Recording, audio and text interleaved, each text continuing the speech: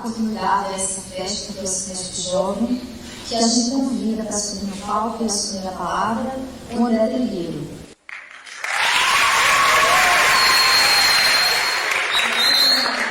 Pós-graduação em Gestão Ambiental, professor da PUC no Rio, colunista da Folha de São Paulo, além de editor-chefe do programa Cidades e Soluções. Meus amigos, o tema proposto para hoje é quem somos, de onde viemos, para onde vamos, que é um tema filosófico, clássico, e que remete à transcendência, ao misticismo, à espiritualidade. Desde a antiguidade, diversos povos, diversas culturas indagaram a mesma coisa, e a gente precisa ter essa postura de respeito e de tolerância, não arrogante, não pretensiosa, de achar que o que os espíritas entendem como sendo as respostas para essas perguntas se sobreponham às outras. Então, eu proponho aqui, em tempos de intolerância, em tempos de preconceito exacerbado, que a gente tenha um olhar generoso em relação, por exemplo, à visão das etnias indígenas. Por exemplo, os Yanomami. Como os Yanomami respondem à pergunta: quem sou eu, de onde vim e para onde vou? Certamente uma resposta diferente da que os budistas dão, os islâmicos, os judeus, os candomblecistas, os umbandistas, cada um com seu cada um. Eu gosto de uma palavra chamada cosmovisão. Cosmovisão é uma palavra que resume o entendimento da vida, da natureza, do universo, segundo cada um ou cada tradição. A cosmovisão espírita vocês conhecem, eu não vou me deter em detalhes, mas quais são as nossas respostas para essas indagações? O espiritismo que bebe muito da filosofia grega, explicitamente. Então, nós acreditamos em Deus, chamamos de inteligência suprema, causa primária de todas as coisas. Nós sabemos que a morte não existe, o que existe é desencarne, não empregamos o verbo morrer, mas desencarnar. Nós sabemos imortais, portanto, nós entendemos que sim, existe a possibilidade, e ela sempre teve lugar na história da humanidade, da comunicação com os desencarnados. Sim, nós não nos percebemos únicos no universo, nos percebemos no universo onde há muitas moradas habitadas, muitas mesmo, a perder de vista. Sim, nós reencarnamos, nós não temos apenas um intervalo de vida corporal para resolver todas as nossas pendências. E a síntese da cosmovisão espírita é: todos fomos criados simples e ignorantes e atravessamos sucessivas existências na carne, na matéria, enquanto houver a necessidade, a demanda de vencermos as nossas muitas imperfeições. Cessará a necessidade da reencarnação no momento em que o nosso espírito se sentir absolutamente liberto dessas imperfeições, quais sejam orgulho, egoísmo, cobiça, vaidade, inveja, ganância. Eu estou sintetizando, estou fazendo catequese espírita no Twitter aqui para vocês, tá? Em post. Porque esse não é o tema, vocês conhecem tudo isso. O tema que eu queria refletir junto com vocês antes de abrir para a pergunta é o seguinte: posto que nós temos a nossa visão, a nossa cosmovisão do que seja a vida, quem sou eu, de onde eu vim, para onde eu vou? O que nós estamos fazendo disso no século XXI? Porque ser espírita no século XIX é bem diferente de ser espírita no século XX, que é bem diferente de ser espírita no século XXI. Eu estou escrevendo um livro sobre isso, para a gente entender quais são os desafios do espírita hoje. E creiam, é bem diferente dos desafios dos primeiros espíritas na segunda metade do século XIX. E creiam, é bem diferente dos desafios que Chico Xavier enfrentou ao longo do seu messianato mediúnico, e bem diferente daquilo que a gente viu acontecer até o fim do século passado. Primeiro ponto fundamental da nossa doutrina: O que é ser espírita verdadeiramente? Como se reconhece o verdadeiro espírita? Kardec achou isso tão importante que deixou por escrito o que significa ser o verdadeiro espírita. E a gente gosta de esquecer essa definição. Porque para muitos de nós, para ser espírita, basta frequentar centro, bater ponto, assistir pelo menos uma palestra pública por semana, não esquecer do passe, nem da água fluidificada. Ler alguma coisa que nos deixe razoavelmente antenados com as questões espíritas, e aí pergunto para você, e aí? Acredita em Deus? Você tem alguma religião? Sou espírita. A maioria dos espíritas é egressa do catolicismo, portanto a gente replica um vício dos católicos. Eu falo de carteira porque eu só me tornei espírita com 21 anos, eu fui católico, batizado, crismado, primeira comunhão, tudo. Muito bem. O que muitos católicos fazem? Uma vez por semana batem ponto na igreja. Ou seja, se confessam, pagam as rezas que o padre determinou, entram na fila da comunhão e saem zerados da igreja. Opa, zerei. Pronto para mais uma semana. Fui perdoado, já fiz as pazes com o Senhor, vida que segue. Não sei se vocês concordam comigo, eu sou meio crítico, jornalista é uma raça meio crítica. É fácil ver em centro espírita o Papa Passe. Aquele que está chegando para ser beneficiado do momentum. E sair dali zerado.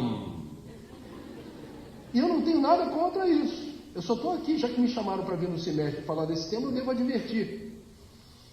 Haverá aqueles de nós que desencarnaremos e porque frequentamos centro a vida inteira, tomamos passe a vida inteira, engolimos hectalitros de água fluidificada, estranharemos o ambiente que vamos encontrar. Não tem luz aqui? Que lugar feio, fedorento, cheio de gente esquisita. O que eu estou fazendo aqui? Eu sou espírita. Ou fui dirigente de casa espírita. Organizei eventos. Organizei as rotinas da minha casa. O que eu estou fazendo aqui?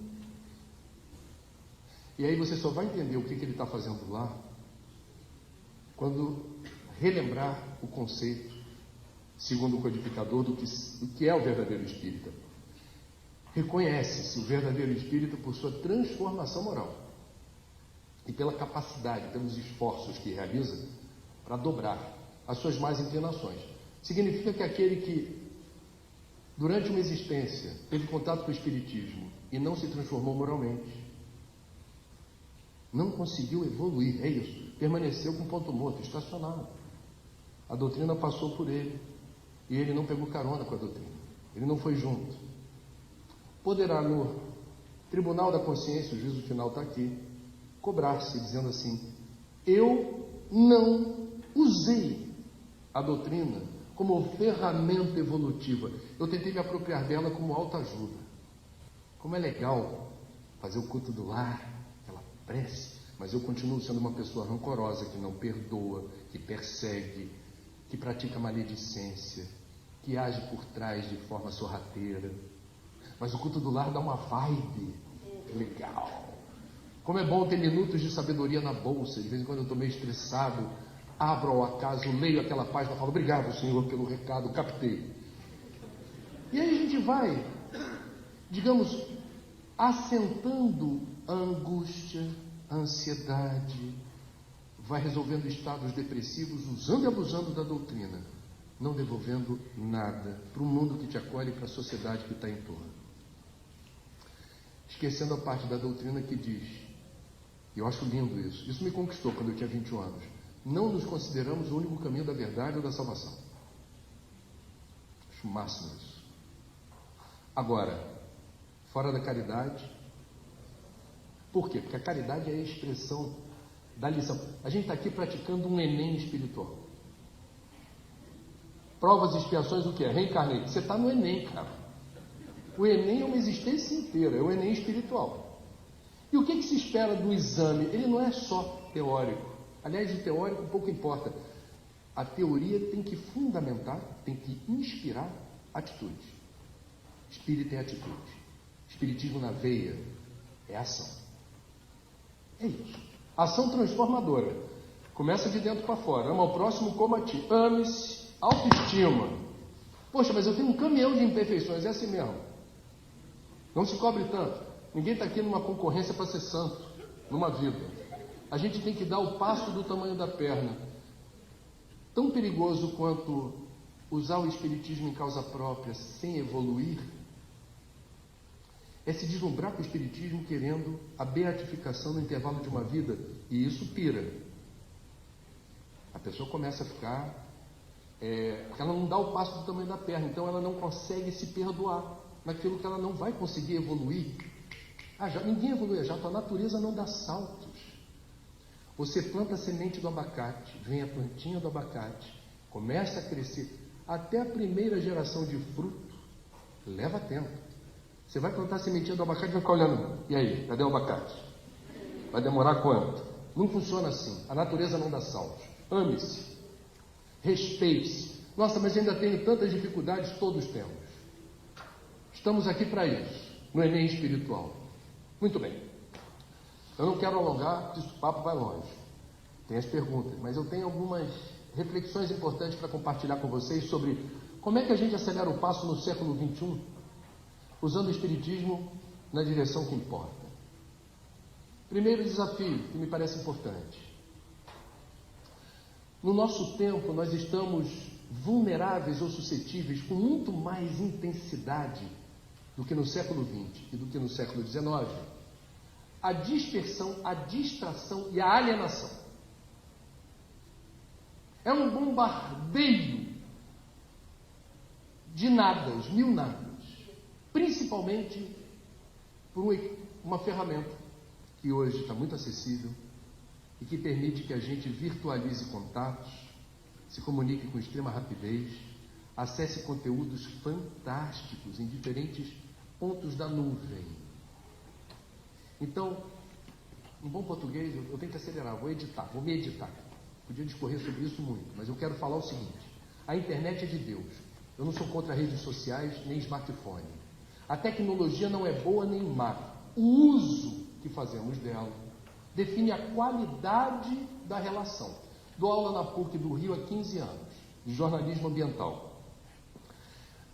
2 anos atrás, eu percebi o impacto do smartphone sobre a minha disciplina. Porque eu vi 8 cucurutos em sala de aula, dos 30 alunos, eu vi 8 cucurutos. Durante a minha aula, os 8 estavam... Minha autoestima foi lá embaixo. Eu sou um péssimo professor, eu não estou acostumado a ver 8 cucurutos na minha frente durante a minha aula.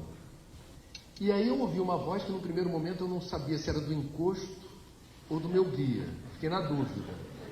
E a voz disse: interrompa a aula e dê uma prova valendo nota.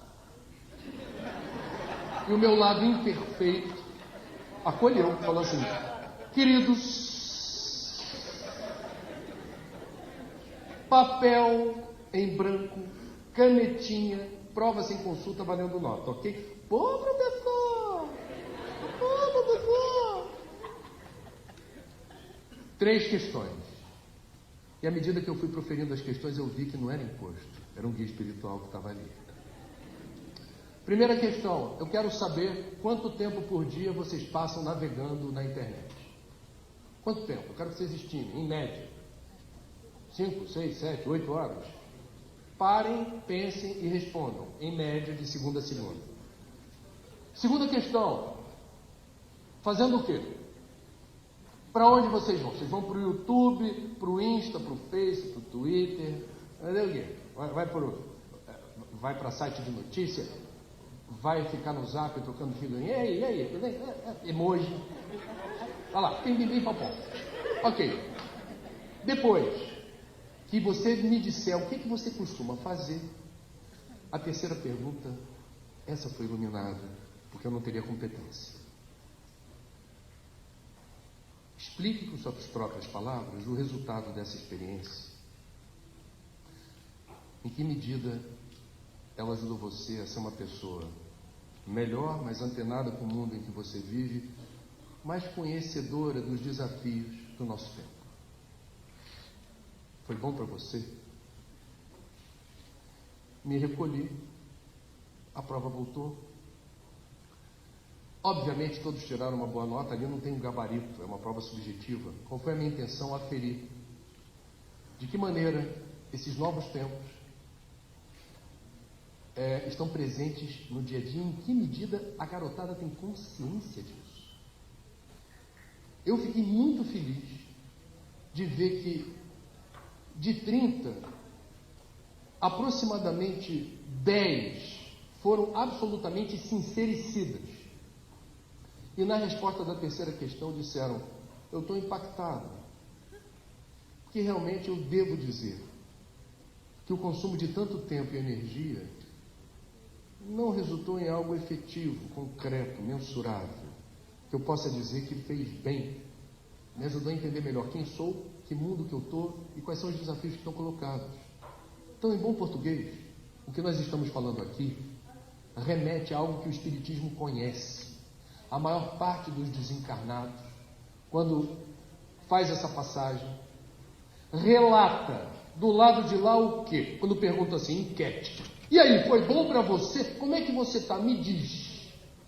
A maioria dos desencarnados declara o quê? Estar arrependida pela perda de tempo. Passamos uma existência que, creiam, é rápida. Creiam, é rápida. E no final do período, puxa-se o extrato. E você verifica exatamente, é o que o Divaldo gosta de chamar de livro da vida. Está tudo lá. Tudo é tudo. Tudo que você fez ou deixou de fazer, tudo que você pensou, tudo que você sentiu, tudo que você falou para os outros, tudo. No livro da vida aparece que consumo fizemos, que uso fizemos do nosso fluido vital, que é o combustível da vida. Porque todos temos prazo de validade. E a gente não sabe quando ele chega ao fim. Ele pode levar muito tempo para se exaurir e ele pode terminar daqui a pouco. Quem saberá? Importa que a gente, enquanto espírita, tenha consciência, e isso vai requerer, isso é o tópico seguinte, um planejamento, uma estratégia e alguma disciplina para executar algo no tempo que temos. Se o tempo é rápido, eu não tenho todo o tempo do mundo para realizar aquilo que para o espírito é fundamental. Qual é a palavra síntese que resume o que estamos fazendo aqui? Estamos aqui para quê? Você pode me desmentir se não for isso. Eu já perguntei para mais de um, falei assim, para um biólogo, qual é a primeira função do ser vivo? Ele vem ao mundo para quê? Sabe o que eu já ouvi de mais de um biólogo? Para se reproduzir. Reproduzir e perpetuar a espécie. É instinto. Eu vim para cá, mas eu sei que eu vou... Daqui a pouco eu não estou mais aqui. Uma baratinha. A baratinha vem ao mundo. Claro, ela quer comer, ela vai descomer, ela tem que ficar ligada nos predadores, mas ela está lá para fazer o quê? Eu tenho que achar a baratinha. E por que eu tenho que achar? Porque eu tenho que perpetuar a espécie. Está no meu DNA. É instintivo. Todo animal, todo bicho, todo inseto é assim. Não vem com papo de evoluir com a barata. Você deita evoluir a barata. Ah, peraí, não é bem assim. Nós não. Pergunta para o espírito, ele sabe evoluir. Como é que se evolui? É aí que eu estou dizendo que no século XXI, se você não tiver algum planejamento, método, uma pitada de disciplina, vai ficar difícil. Pelo bombardeio de distrações, dispersões, o tempo voa, amor. O tempo voa. Na época do Kardec, um dia tinha longas 24 horas. O tempo demorava a passar. Não tinha televisão, não tinha internet, não tinha cinema, olha, tinha sarau. Era legal, não estou dizendo que era ruim, não. O pessoal inventava moda para passar o tempo. Hoje o tempo voa, amor. Então se liga na missão. Se é espírita, sabe o que está fazendo aqui, é evoluir, está levando a sério isso? Você pode levar a sério o direito do seu livre-arbítrio. Agora, quem leva a sério? Quem está domingo de manhã, esse horário, no Cinege. A minha presunção é que vocês estão levando a sério. Então vamos lá. Não dá para evoluir hoje com tanta fluidez, sem planejamento, método e disciplina. Para isso, a gente vai resgatar o que o Kardec falou. 160 anos atrás, saiu publicado. A gente precisa estudar. Precisa estudar por quê? Muitos de nós somos espíritas, ou os trabalhadores da última hora, por quê? Por que da última hora? Muitos de nós já ouviu o chamado do Cristo em outras vidas. Achou legal essa coisa do Evangelho, achou bonitinho a caridade. Pô, bacana, eu gosto dos cristãos, bacana isso que eles fazem. Então vem. Não, agora não. Ainda não. A gente já ouviu o chamado, mas antes, por alguma razão, parte de nós, cada um tem a sua história, mas eu acho que é recorrente entre espíritas, desta vez não deu para dizer não, porque nós fomos fisgados pela razão. Fé raciocinada é coisa séria. Você começa a ler, você fala, faz sentido, tem a ver, pegou.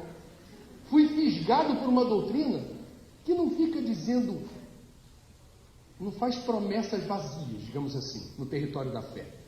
A gente não fala de mistério, com todo respeito. A gente não cultua o mistério. A gente diz, sabemos o que é possível no nosso nível evolutivo. Racional. Percebam, portanto, que estamos falando do estudo como ferramenta para nos dar a coragem de fazer o fundamental, que é evoluir com método, porque do contrário fica difícil. Eu estou no fim de semana de folga, eu trabalho em 4 lugares, cara. E eu estou aqui, amarradão. Por que eu estou aqui? Tem colega meu que não me chama mais para shopping, não me chama mais para festa, não me chama mais para... Já me acha fanático. André virou fanático. Sério? Você vai fazer no Recife. Recife, que legal que você vai fazer lá. Se mexe. O que é isso? Congresso. De novo com o espiritismo. Esse cara virou um fanático. Eu não estou preocupado, eu não estou nem aí, com toda a franqueza, com o que os outros acham ou deixam de achar. Por quê? Preciso do estudo. A minha fé não é robusta o suficiente para se autossustentar sem a ferramenta da fé raciocinada, dizendo assim, cara, você entendeu como é que funciona o software inteligente da vida? Então programa o teu aplicativo, o teu navigator, para ir na direção certa. O teu Waze espiritual. Programa, você quer chegar aonde? Lá. Programou. O semestre está no meio do caminho, cara. Ah, mas e o chopp? Fica para outra. Não é que eu não como um chopinho de vez em quando, não. Mas vai ficar para outra. E ontem? Vou contar uma fofoca para vocês, você sabe. Vim no avião com Paralamas do Sucesso, que deu show ontem. João Baroni é meu parceiro, a gente troca figurinha. Encontrei o Baroni e falei, Baroni, Recife, isso no avião. Rapaz, vai ter show lá. Onde? Não sei o quê, tem um festival aí de rock. Aí, falei assim, que hora vai ser? Coisa e tal. Não, vou te mandar pelo zap. Com ingresso, tudo assim.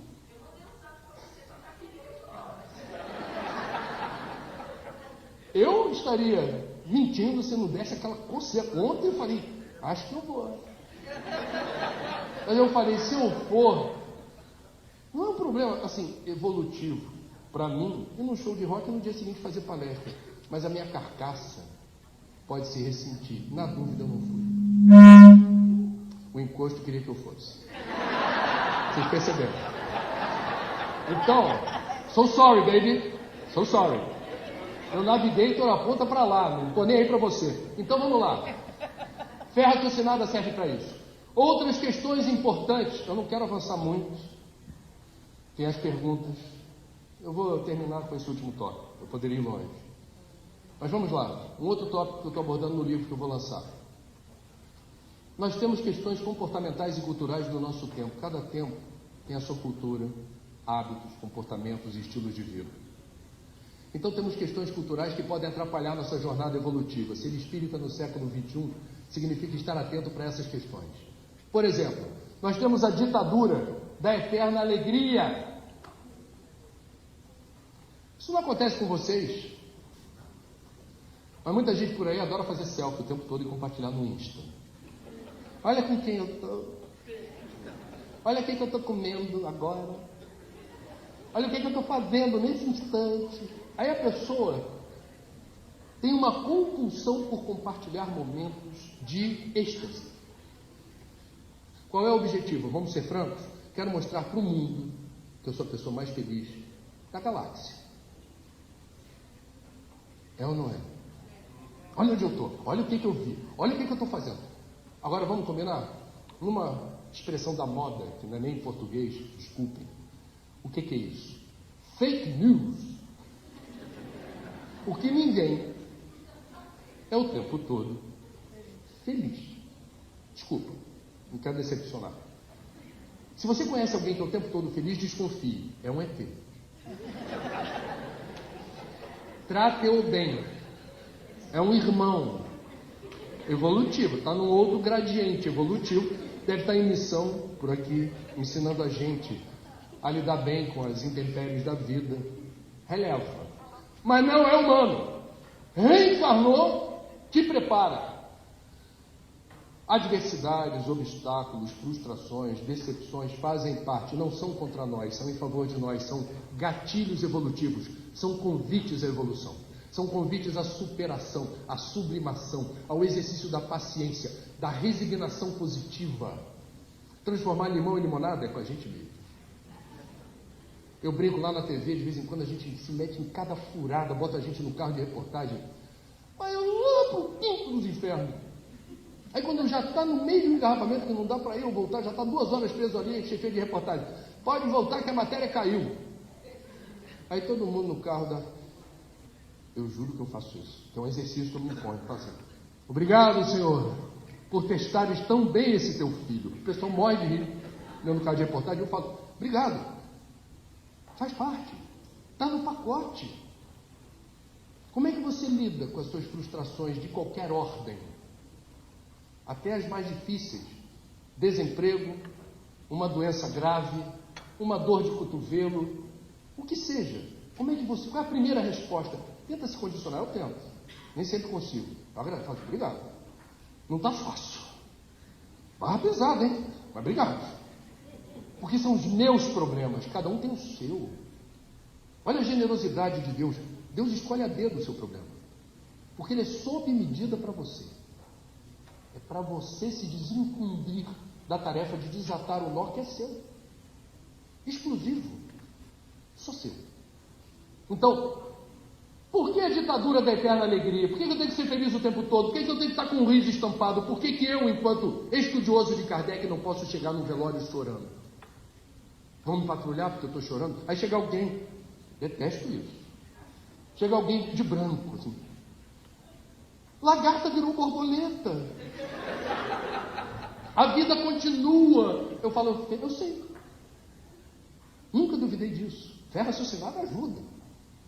Está em outra dimensão, mas eu vou sentir falta do abraço, da voz, da presença. Eu também sou matéria. O luto, quem estuda psicologia ou psiquiatria sabe a importância do luto. O luto é em favor da saúde. E não revela fraqueza, revela maturidade para lidar com a dor da perda. Então a gente precisa não bancar o super-herói, nenhum de nós é super nada. Sou espírita, chora no velório, sem culpa, se der vontade. Se você estiver num nível já, não, já sublimei, eu já entendi. Tá safo, beleza. Cada um com seu cada um, mas não venha me patrulhar se eu chorar, porque eu vou sentir falta da pessoa na sua resolução material que ficou. Essa não volta. Uma outra questão é a ditadura da eterna juventude. Esse problema não acomete 3/4 do auditório. O jovem sempre se sente jovem, diz assim, e fica chateado quando diz assim, nossa, você está com a cara de menina. Ela já está com 19 anos e fala, mas eu já sou uma moça. Fico ofendida. Já cresci. Depois muda, né? A pior coisa que uma pessoa que já começa a ficar assim, meio mais pro lado de lá da ponte, é assim, nossa, está conservado. Conservado, tá bem, a idade. Pô, é derrota ouvir isso. Mas enfim, estamos falando de um país que não, um mundo, mas o Brasil é assim também, não admite o envelhecimento. E as pessoas tentam driblar uma lei inexorável da vida. Isso na época do Kardec não era assim. As pessoas idosas eram reverenciadas. Isso em etnias indígenas do Brasil ainda se respeita a quilometragem, o programa de milhagem. Você ser uma pessoa com idade é uma pessoa que os mais novos respeitam. Mestre Hermógenes, que introduziu a Hatha Yoga no Brasil, escreveu sobre a arte de envelhecer bem. Foi amigaço do Divaldo e do Chico. Hermógenes tem um livro que ele diz assim: saúde na terceira idade. Como é que a gente envelhece bem? Claro, haverá limitações de toda ordem. Eu já não escuto bem, eu já não tenho a mesma vitalidade, a mesma força física, eu não tenho um sono profundo, um sono intermitente. Talvez eu tenha que tomar alguns remédios para pressão, para isso, para aquilo. Mas eu preciso reconhecer o mérito de estar no alto do Planalto, sereno e tranquilo, conhecedor da vida, observando os mais jovens, ansiosos, angustiados, percorrendo trilhas que eles não sabem direito onde vai dar, que é onde eu estou. E eu do alto do Planalto percebo e testemunho essa aflição inerente à idade, e à imaturidade, à inexperiência. Isso ninguém tira de mim. Portanto, nada contra tintura de cabelo, cirurgia plástica para tirar pé de galinha ou ruga, cirurgia plástica para quem está se sentindo meio gordinho, coisa e tal. Cada um com seu cada um, não estamos aqui para patrulhar ninguém. Isso virou obsessão, isso virou um problema. Quando você consome muito tempo cuidando só daquilo que São Francisco chamava de jumentinho. Sensacional. O jumentinho merece respeito? Merece respeito. Tem que cuidar bem do jumentinho. Escova o pelo do jumentinho, deixa ele dormir direitinho, não explora o bichinho, dá de comer bonitinho. Agora, quando você começa a cuidar demais da carcaça, o que acontece? O mesmo que acontece com o suicida. Ivone Pereira, no livro Memórias de um Suicida, diz: um dos muitos problemas do suicida é não conseguir se desvincular rápido dos despojos carnais. Por quê? Porque ele precipitou o retorno à pátria espiritual, não combinou com a natureza. A natureza programou aquele corpo para viver X anos. Para isso tinha um estoque de combustível, de fluido vital. Quando você aborta esse projeto, há fluido vital residual, e ele serve como elemento de transmissão magnética das sensações do corpo morto para o perispírito. Não há palavras para descrever isso. Ah, André, o que isso tem a ver com o jumentinho que você está falando? Se você se esmera, é um metrosexual. Não existia essa palavra na época de Kardec. Ah, eu tenho que fazer sobrancelha hoje, tem que cuidar do corpo, tem que fazer tatuagem, bronzeamento artificial, cirurgia plástica, dieta heavy metal e por aí vai. Só está ligado. Onde está a tua sintonia? Onde é que está a tua sintonia? O teu ex espiritual está apontando para onde? Para você. E aí quando você desencarna, tua programação mental está toda. A consagração do teu tempo e da energia na encarnação quase toda foi para quê? Para você. Você desencarna, você não consegue transcender. Você está vinculado à matéria ainda. Ah, mas a matéria está se decompondo. É, mas é tudo que eu tenho. Aqui está o meu tesouro. Temos uma outra questão, com ela eu encerro, que é o deslumbramento pelo consumismo. Na época de Kardec não tinha shopping center, não tinha estudante de marketing ou de publicidade, não tinha outdoor como tem hoje, não tinha Black Friday, não tinha shopping center. Então, vamos combinar, eu estou encurtando a história.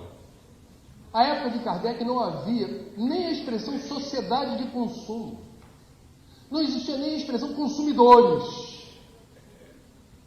Portanto, temos um desafio, sendo espírita no século XXI, que é o quê? Reler, se de preferência xeroque, bota no espelho do banheiro, a lei de conservação, uma das leis morais, está lá no livro dos Espíritos. O que a lei de conservação lembra para a gente? Tem lá um subtítulo que diz, isso no século XIX, profético Kardec, o que é necessário e o que é supérfluo. O que é necessário e o que é supérfluo. Em bom português, a maioria absoluta de nós, encarnados neste anfiteatro, provavelmente não resiste a uma incursão dentro de casa da gente, especialmente quem tem closet,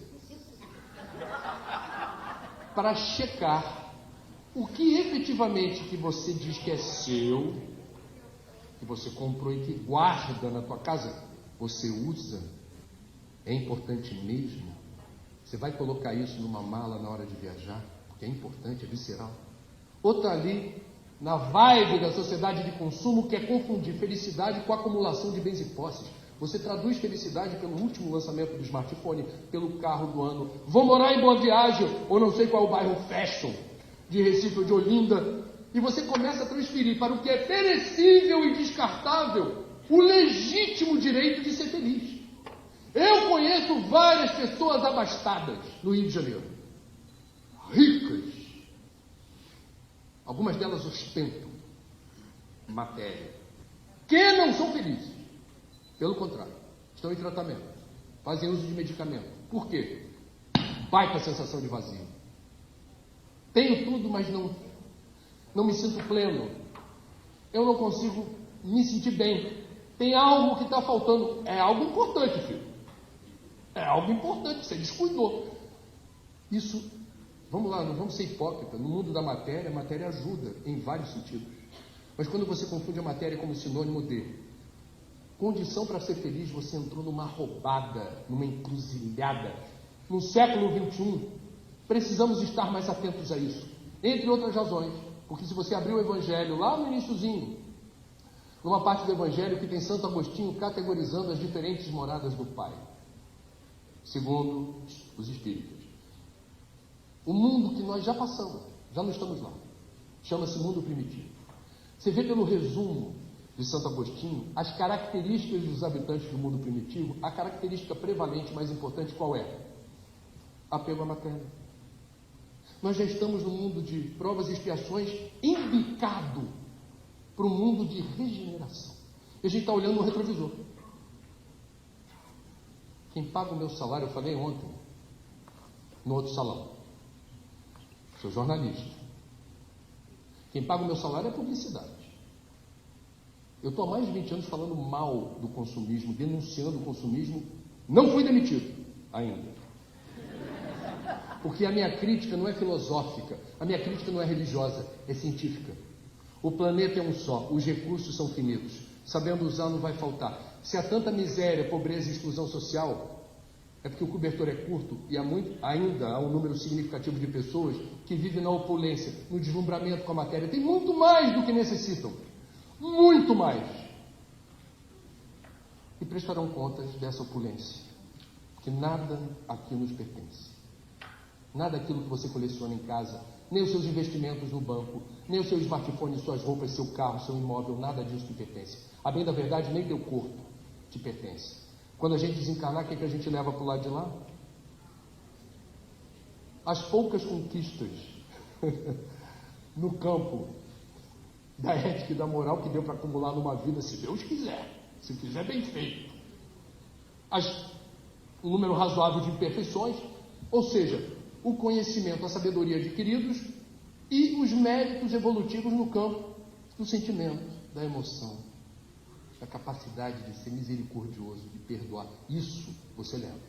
O resto fica. Estamos vivendo num século onde o deslumbramento com a matéria ameaça espíritos que já passaram pelo mundo primitivo. Lembre-se disso no próximo Black Friday. Vamos abrir para pergunta? Pode ser?